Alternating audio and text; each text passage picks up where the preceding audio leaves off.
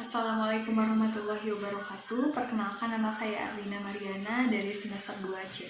Di sini saya akan mereview materi perkuliahan mengenai hukum pidana oleh dosen pengampu Profesor Dr. Hajah Heni Nuraini SHMH dan asisten dosennya Dr. Muhammad Randy Aridayandi SHMH.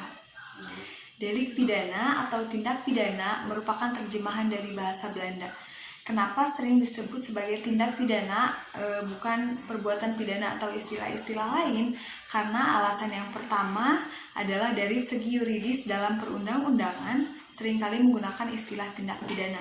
Dan yang kedua adalah badan hukum dan aparat negara sering menggunakan istilah tindak pidana. Dan yang ketiga, mahasiswa yang didoktrin oleh dosen dan orang-orang yang mengerti hukum lainnya sering menggunakan istilah pidana. Pengertian tindak pidana adalah pengertian yuridis, dibagi menjadi dua, yaitu yang pertama ada criminal act atau perbuatan pidana, dan yang kedua ada criminal liability atau pertanggungjawaban pidana.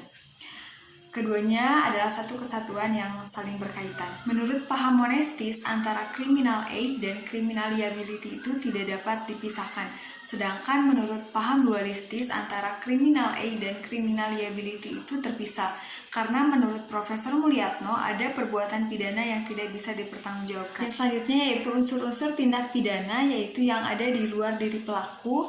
Yang pertama ada perbuatan atau kelakuan, contohnya mengambil atau memukul. Yang kedua adalah syarat mutlak dari delik. Yang ketiga ada unsur melawan hukum. Yang keempat ada unsur lain yang menentukan tindak pidana. Yang kelima ada unsur yang memberatkan. Dan yang keenam adalah unsur tambahan yang menentukan tindak pidana. Yang selanjutnya yaitu unsur subjektif atau unsur yang berada di dalam diri pelaku. Contohnya kesengajaan, kelalaian, niat, rencana yang sudah direncanakan, perasaan takut, dan lain-lain. Nah, dalam arti luas, unsur tindak pidana dibagi menjadi dua, yaitu yang pertama ada delik dan yang kedua adalah elemen. Di dalam delik, maka harus terdapat rumusan delik. Dan jika itu benar delik, maka penuntut umum harus dicantumkan di dalam surat dakwaan dan dibuktikan ke pengadilan. Dan jika tidak terbukti, maka harus dibebaskan. Yang kedua yaitu elemen. Di dalam elemen tidak terdapat rumusan delik.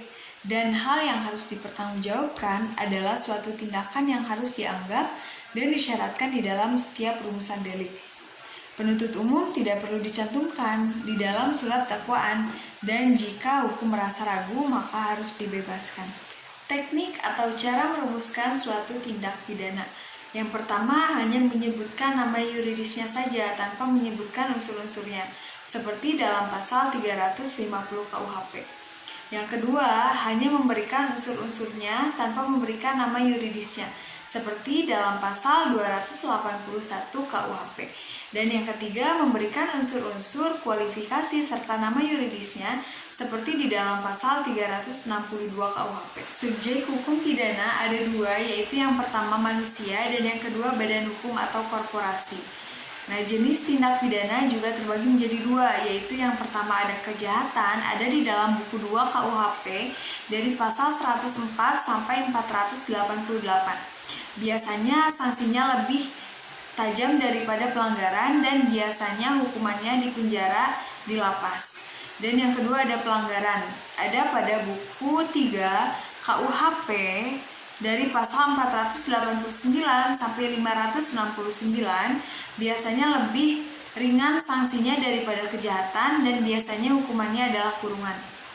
Jenis tindak pidana menurut doktrin. Yang pertama ada delik formal dan delik material. Yang kedua ada komisionis dan omisionis. Yang ketiga ada delik dolus dan delik jova.